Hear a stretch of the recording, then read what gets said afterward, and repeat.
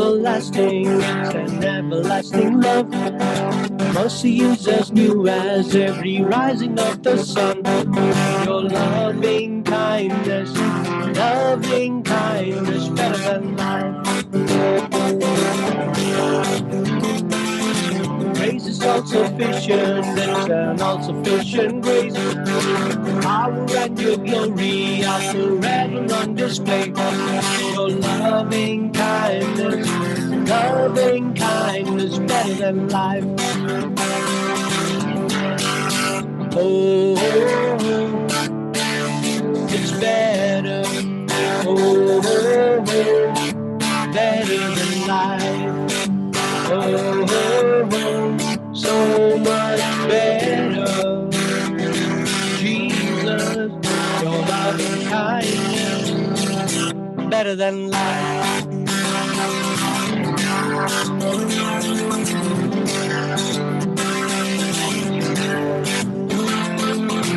There is kept 10,000 of 10,000 you are fair. Nothing in this world could ever measure or compare.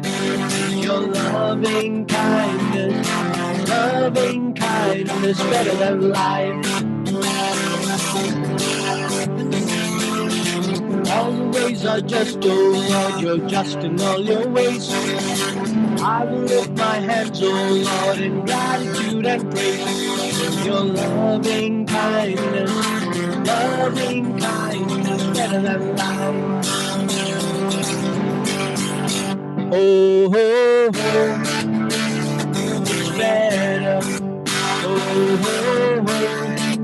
better than life. Oh, so much better. Jesus, your loving kindness better than life.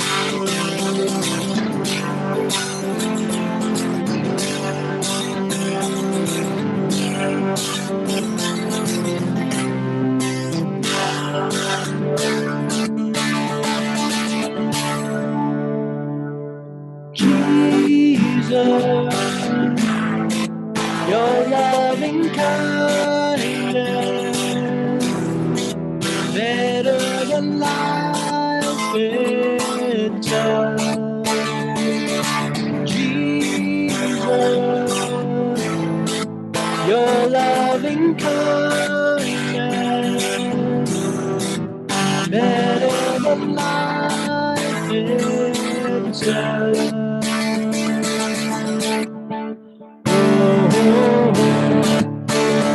It's better, better than life. So much better.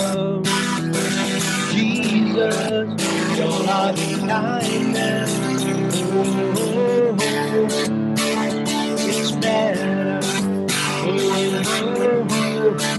better than life. So much better. Jesus, your loving kindness better than life.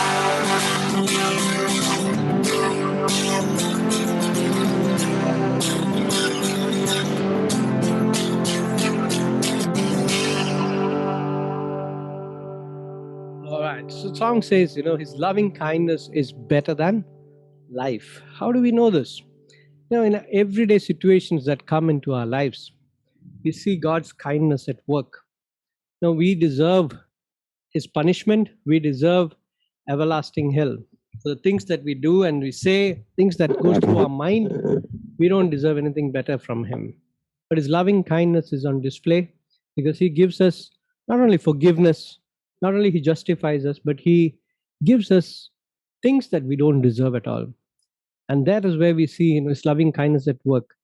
Every moment, every second of our lives, we see his loving kindness in our lives. This next song actually talks about entering into his holy place. One of the privileges that we as children of God have for the salvation that God has given us through Jesus Christ, because of our relationship with Christ, because of our salvation, we can enter into the holiest of holies. And it's a privilege that we have. We enter through the blood of Christ. We enter with Jesus and the Holy Spirit with us. And we go to the throne room of grace and we speak to God our Father. And the Father listens to what we pray.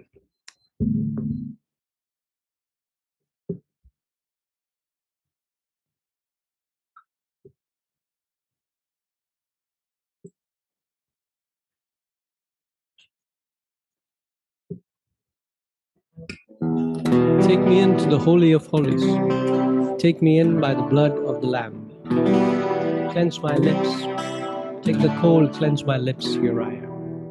Take me past the outer court into the holy place. Past the brazen altar, but I want to see your face. Pass me by the crowds of people, please to sing your praise. Hunger and thirst for your righteousness, but it's only found one place. Take me into the holy of holies. Take me in by the blood of the Lamb. Take me into the holy of holies. Take the coal, cleanse my lips. Here I am. Take the coal, cleanse my lips. Here I am. Take me past the outer court into a holy place. Past the brazen altar, but I want to see your face. Pass me by the crowds of people, please to sing your praise. Hunger and thirst for your righteousness, but it's only found one place. Take me into the holy of holies. Take me in by the blood of the Lamb. Take me into the holy of holies. Take the coal, cleanse my lips. Here I am. Take the coal, cleanse my lips. Here I am. Lord, take the coal, cleanse my lips. Here I am.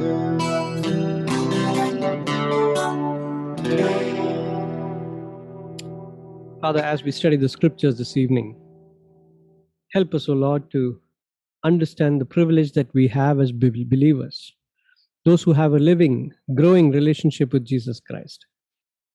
What a privilege it is to enter into the most holy place. What a privilege it is to have all our sins forgotten and forgiven.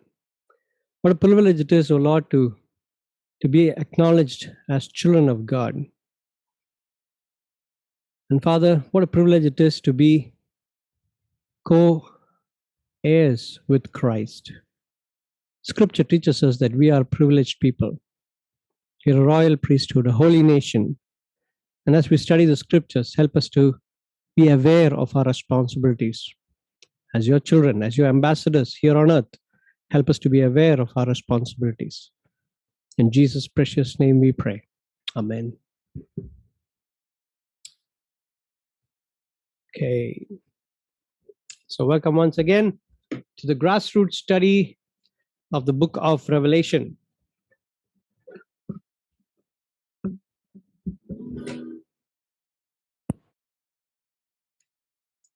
All right, we are almost nearing the end of it. We are here in chapter 20.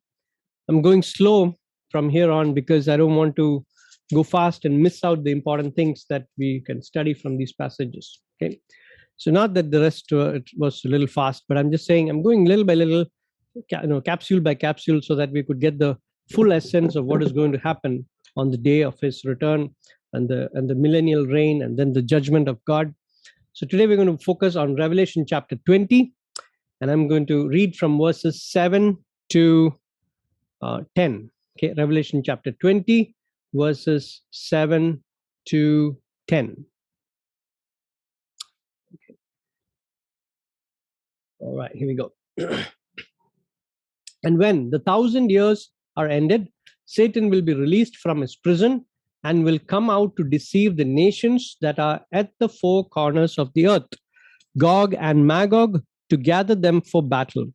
Their number is like the sand of the sea, and they marched up over the broad plain of the earth and surrounded the camp of the saints and the beloved city. But fire came down from heaven and consumed them. And the devil who had deceived them was thrown into the lake of fire and sulfur, where the beast and the false prophet were. And they will be tormented day and night forever and ever. All right. So this is the end of our long-time enemy, foe.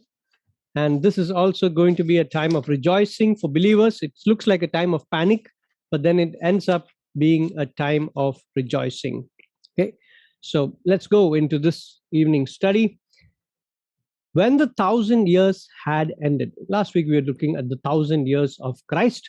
Okay, we checked the three views of millennial reign, and we saw that I believe in the pre-millennial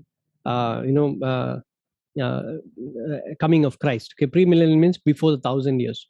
So the church age is from the time the Holy Spirit came on Pentecost in Acts chapter 2, and then from there the church age begins right till the return of Christ. Okay, right till the return of Christ. Okay, that is what do you call it? The first resurrection. Okay, the first resurrection of the righteous. Till then is the church age, and then the tribulation period begins.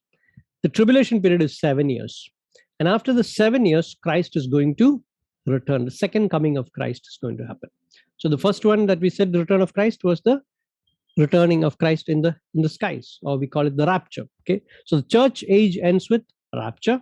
Then the 7-year tribulation begins, and after the 7 years of tribulation comes the second coming of Christ. And after the second coming of Christ, we have the 1,000-year reign of Christ on earth. Okay, and then this we believe is a literal kingdom, and this we believe is going to happen here on earth. It is yet in the future. It is after the tribulation of 7 years. It is going to happen here.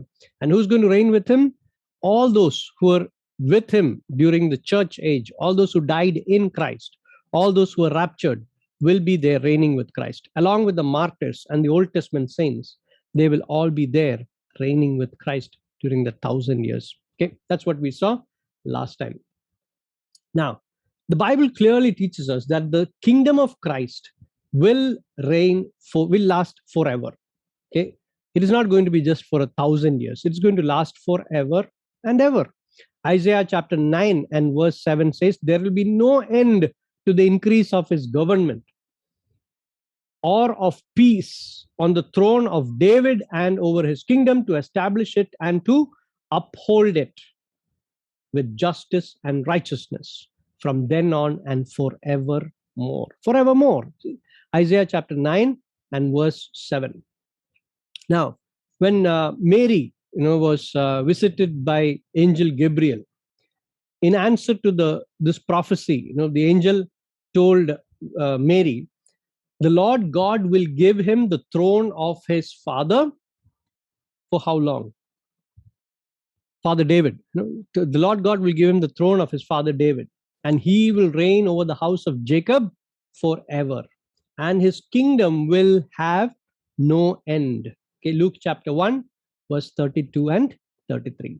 His kingdom will have no end. So Jesus is going to reign for all eternity. He's going to be king over all for all eternity. See, that's how the Bible teaches us. Now, in Revelation chapter 11 and verse 15, also we see the same thing. Revelation chapter 11 and verse 15. Then the seventh angel blew his trumpet, and there were loud voices in heaven saying, the kingdom of the world has become the kingdom of our Lord and of his Christ, and he shall reign forever and ever. See? So if the kingdom of Christ and his saints will last forever and ever, why does Revelation 20 refer to the reign of Christ lasting only 1,000 years? See, Now, in truth, what it means is the Bible says that millennial reign is actually the first 1,000 years of Christ's reign. The condition of peace and righteousness established by Christ will last forever. Okay, so this is like the foretaste of eternal life. Okay, foretaste of eternal kingdom. So this kingdom, 1,000 years, is just the starting of the forever. Okay, but it's going to be here and it's going to be with us, and it's going to also have not only the saints, but it will also have people of the world who will be under them. Okay, so Satan and his false messiah will never regain power over the earth. Christ and his saints will never be dethroned. The earth will never again be cursed. So Christ's rule will come to an end after 1,000 years, and the final phase of his reign will begin. Okay, that's what it means. So the 1,000 years is only a precursor to the forever, which is going to be established after the 1,000 years. Okay, so during the 1,000-year reign, the survivors of the tribulation, both the Jews and the Gentiles, they will populate the earth by marrying and having children. Okay, so by the end of the 1,000 years, the world will be filled with numerous generations of descendants from this people. Okay, so the saints will not be there to reproduce and multiply. We will be all having glorified bodies, and we will not be there to populate the earth. But those people who are remnants of the tribulation, people who have survived the tribulation, the Jews and the Gentiles, they will marry and they will have children. And by the end of the 1,000 years, the world will be filled with numerous generations of their successors, their descendants. Okay, they will have bodies of mortal flesh, and they will still struggle with sin. They will still have temptations, just like how we are having right now. Okay, and those people of the kingdom will not be like the resurrected rulers. We are the resurrected rulers, and we will be immortal, but they will not be immortal. Okay, so they will not have glorified bodies, right? So only we will be having the glorified bodies. So they will be prone to temptation. They will be prone to sin. Now, during the 1,000-year reign, the physical world will be just like Eden. Okay, it will be harmonious and it will be peaceful. You read it in Isaiah chapter 11, verses 6 to 9. Isaiah chapter 65 and verses 20 to 25. Okay, all those references actually give about how the lion will sleep with the lamb, and they will all lie down together and they will not be fighting with each other. So it'll be like Eden again, both harmonious and peaceful. We saw that last time. Okay, the corrupt system of human government, it will be no more, and Satan and his demonic powers will be replaced completely. They'll be overthrown and they'll be replaced by Christ and his saints. Okay, but the human population will still have sinful nature after the likeness of Adam, fallen Adam. They will not have the likeness of Christ. Okay, I hope you get the picture. Okay, so there'll be a group of people here who will be the remnant of the tribulation, and they will marry and they will populate the earth, and they'll be numerous in number, but they will not have immortal bodies like the saints who have come to reign with Christ. Christ and his reign will be implemented. It will be a strong reign. It will be for righteousness, and these people will still struggle with sin and temptation. Okay, now at the end of 1,000 years, these descendants of the tribulation, they will be tested. After his 1,000-year imprisonment in the abyss, Satan will be released for a short time, like something like a parole. Okay, says verse 7. There'll be a release of Satan. During this time, he will be successful in recruiting a massive army of rebels who will be willing to march against the King of Kings and Lord of Lords. Now we might ask, how is this possible? Who would turn against this righteous ruler, this perfect judge, this God who is able to control everything so magnificently? Who will go against him? How is it possible? The term Gog and Magog gives us just a hint. Okay, this is a general term in the Bible for enemies of God spread throughout the remotest parts of the earth.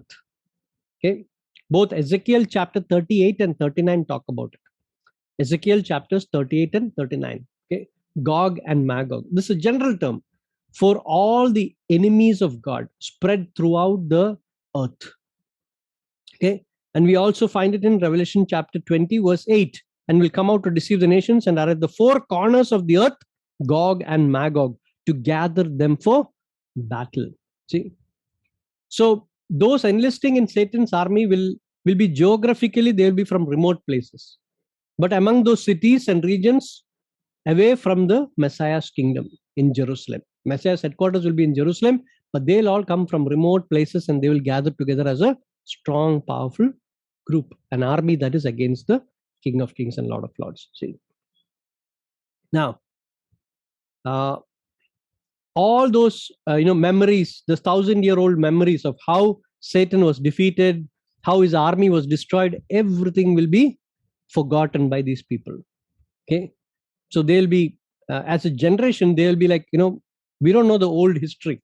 Let's go for the new history now. Let's make a new history. Let's defeat the king and his powers.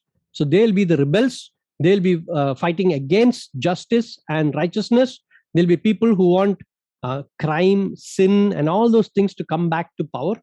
So they will try to establish Satan's kingdom by fighting against Jesus and his people. Okay, so they are also spiritually distant from God. See, what does it mean? Spiritually distant means they will not submit to the rule of Christ. They would not submit to the sovereignty of God. See, they will do as they please. They are not regenerate. They will not submit their hearts or lives to Christ. Now, outwardly, they are expected to worship Jesus. They might be doing that, but inwardly, they'll be having selfishness and rebellion. Okay, so they will act like they are part of the system, but they'll be completely against the system. Now, Satan will have no trouble in forming this army. It says their number is like the sand of the sea. We can't count the sand of the sea. The same way, this army cannot be counted. Okay, that's how many people will be there in his army. It'll be numerous. But the mastermind of Satan will again, it'll be planning for failure only. Okay, before a shot is fired, flames from heaven will destroy. Satan and this huge, vast army will be destroyed. The rebels will be completely destroyed. So God will finally take the devil and all his supporters, not to the temporary abyss, but to the lake of fire. Says verse 10, and the devil who had deceived them was thrown into the lake of fire and sulfur, where the beast and the false prophet were. See, these guys have been there for 1,000 years already. Okay, and they're going to be there forever and ever. And the same place is where now this time Satan is going to be a victim there forever. No coming out of it. No parole for him. See? Now, this is the lake of fire. Matthew chapter 25 gives you a hint of this place also. Matthew chapter 25 and verse 41. Matthew chapter 25 and verse 41. Then he will say to those on his left, depart from me, you cursed, into the eternal fire, okay, prepared for the devil and his angels. This lake of fire is intended for the devil and his angels.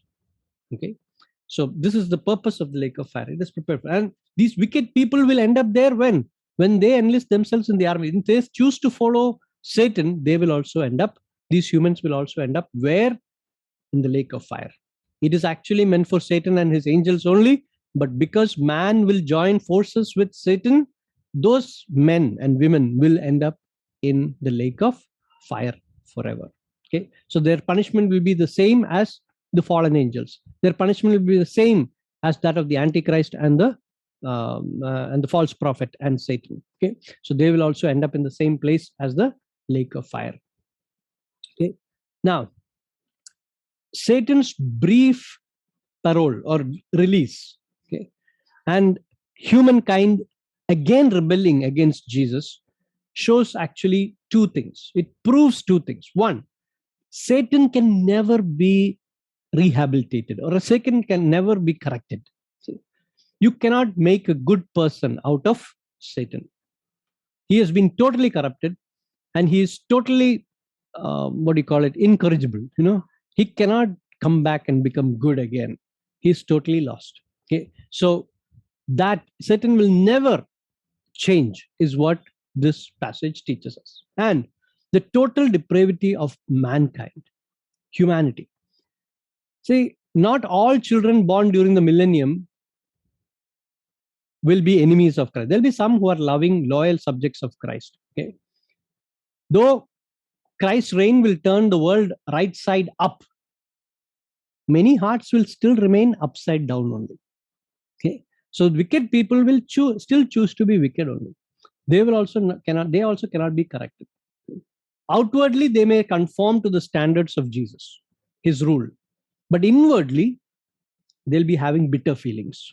Okay, and when Satan arrives with a message that will match their hidden motives and agenda, they will join Satan quickly. See, so the human heart will remain deceitful and desperately wicked. That is the second thing that this passage proves. Okay, so Satan can never ever be corrected.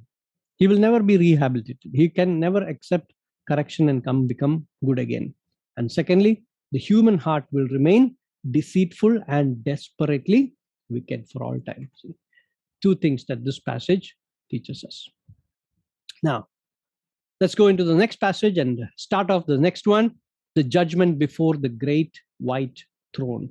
Then I saw a great white throne and him who was seated on it.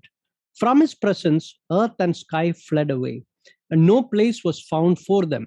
And I saw the dead, great and small, standing before the throne, and books were opened. Then another book was opened, which is the book of life. And the dead were judged by what was written in the books, according to what they had done. And the sea gave up the dead who were in it. Death and Hades gave up the dead who were in them, and they were judged, each one of them, according to what they had done. Then death and Hades were thrown into the lake of fire, and this is the second death, the lake of fire. And if anyone's name was not found written in the book of life, he was thrown into the lake of fire. Okay, so how do we study this passage? See, now, one thing we have learned from this is that we can never blame Satan or circumstances for our sin. See, Satan is altogether wicked and he's invisible. So most of the people actually put the blame on Satan for their sinfulness, for their wickedness. Okay, so we keep pointing fingers outside of us and say, okay, it's because of this that I sinned. It's because of that Satan that I know I sinned. But actually, it is because of a habit. It could be a daily habit. See, we have been forgiven and we have been declared as saints. How? By God's grace. But we are simultaneously sinners also. By nature, we are sinners. So instead of playing the blame game, we need to take full responsibility for our own disobedience. Okay? For our own disobedience, we need to take a responsibility. Another truth that we have to learn from this is that when it comes to sinfulness, never see our depravity as something less. Okay, this verse is actually applied to all of us, not only unbelievers. It also applies to believers. See, in the book of Ecclesiastes, chapter 9 and verse 3, Bible says like this: the hearts of men are full of evil, and insanity is in their hearts throughout their lives. Okay. Isaiah chapter 64 and verse 6. That was Ecclesiastes 9 and verse 3. Isaiah chapter 64 and verse 6 says, for all of us have become like one who is unclean, and all our righteous deeds are like a filthy garment. Right? Paul quotes the same verse, and makes his own statement in Romans chapter 3, verses 10 to 12. Romans chapter 3, verses 10 to 12 says, there is none righteous, not even one. There is none who understands. There is none who seeks for God. All have turned aside. Together they have become useless.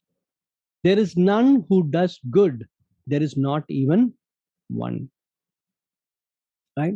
Again, he says in Romans chapter 7 and verse 18, for I know that nothing good dwells in me, that is in my flesh. So we have to come to terms with the depravity that is within us. Then only we'll be able to understand what is this amazing grace that we are talking about. The amazing grace of God. Okay.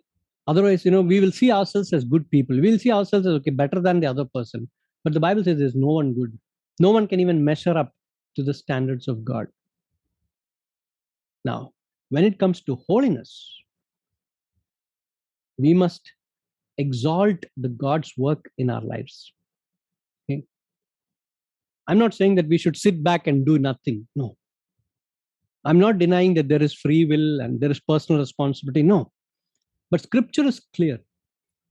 Believers in Christ, and I'm saying only believers, have been given this empowering grace of the Spirit, which will enable us to live holy lives. I'll say it again.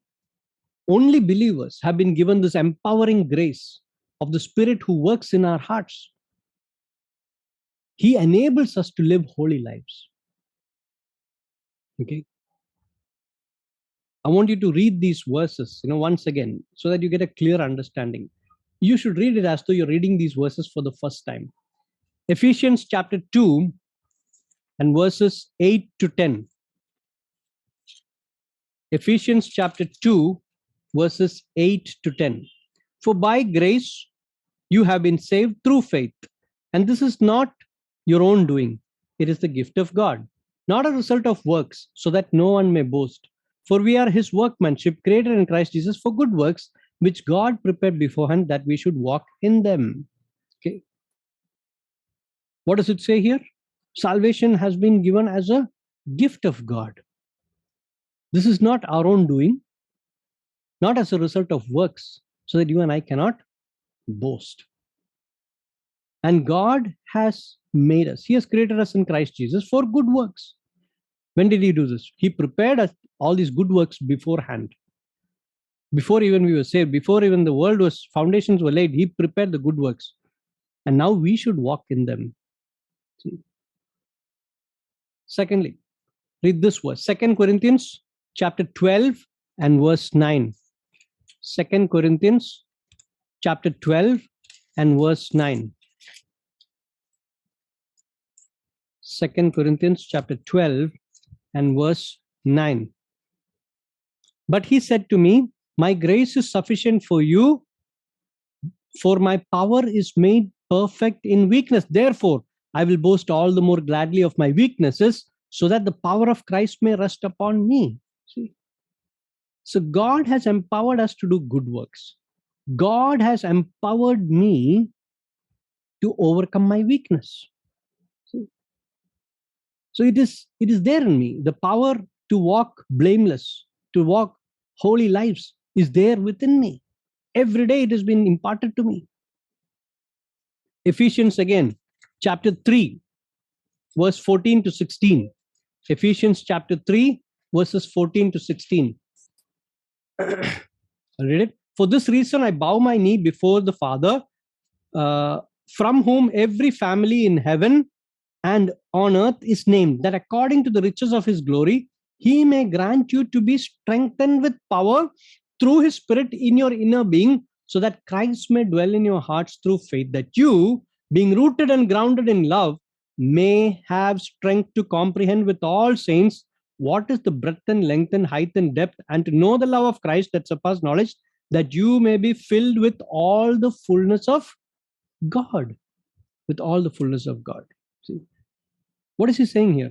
That he is granting us what? Strength, power through his Spirit in the inner man.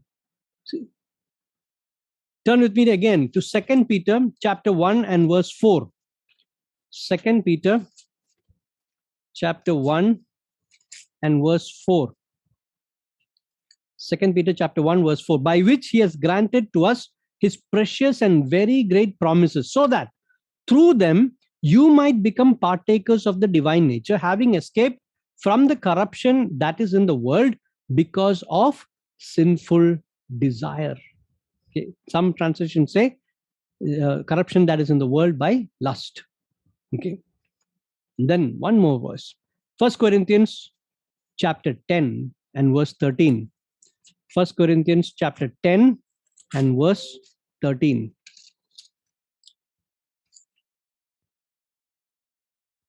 Yeah. No temptation has overtaken you that is not common to man. God is faithful and he will not let you be tempted beyond your ability. But with the temptation, he will also provide the way of escape that you may be able to endure it. Okay. What does these words teach us? No? As we read, we did not skip any verse. We just read all these verses. What does it say? If you slowly read through it, if you carefully read through it, you will understand that in these 6 verses or these 6 passages, you cannot blame Satan or the world. Our flesh is capable of extreme wickedness, but God has provided special strength and he has given us an unusual ability to resist, to become overcomers. Okay? God has given us. How does he do it? By the Holy Spirit. If we claim that the Holy Spirit is inside us, that means his empowering work is also being done in us. And we can resist evil. We can live holy lives. We can live lives that are pleasing to God. We can resist temptation. We can overcome temptation. That's what the Bible says. Otherwise, the Holy Spirit that is given to us is a weak spirit. And the Bible says he is not. He is God himself. So if he has empowered us to overcome, we should be overcomers. We should be living as overcomers. Okay. Read one more verse, which comes in Philippians chapter 2. Philippians chapter 2, verses 12 and 13. Therefore, my beloved, as you have always obeyed, so now, not only as in my presence, but much more in my absence, work out your own salvation with fear and trembling, for it is God who works in you, both to will and to work for his good pleasure. See that?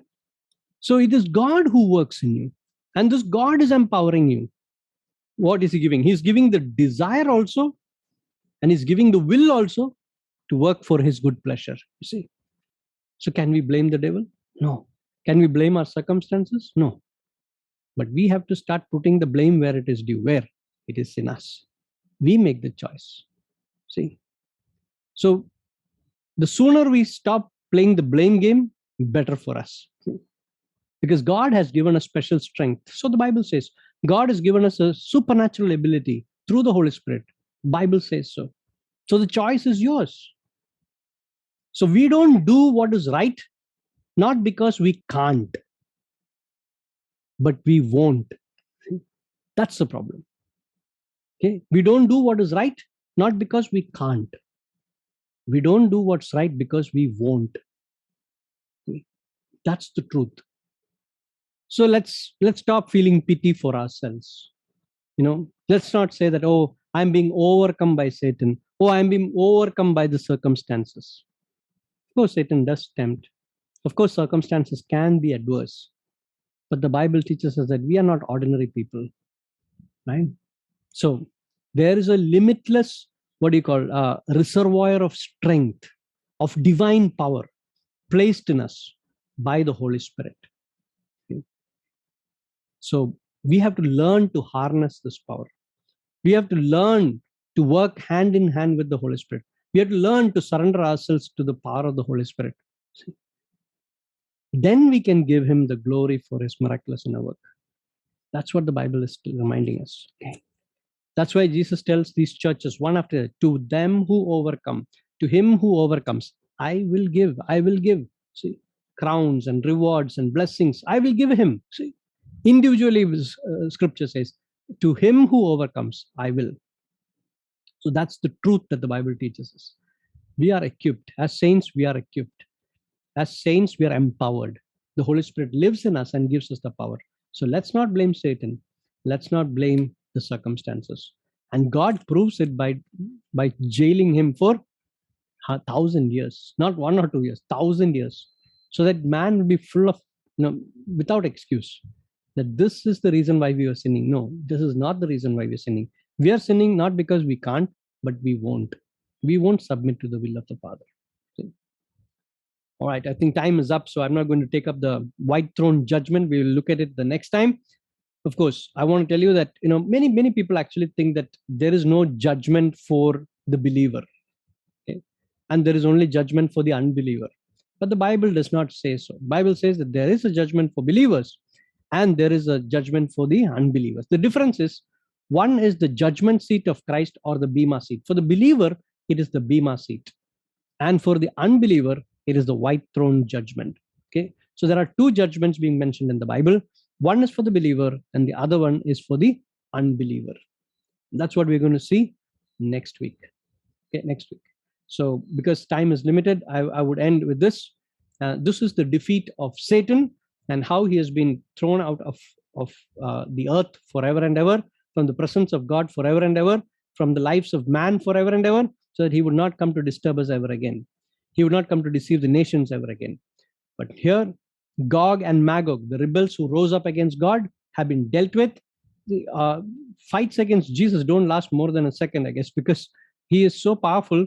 These guys can't even, take on the power of God by themselves. So, in a flash, in a second, fire comes from heaven and consumes all of them, and they're all destroyed. And Satan is put into his place in the lake of fire. He joins up with this gang, the false prophet and the Antichrist, and everything is finished. Okay.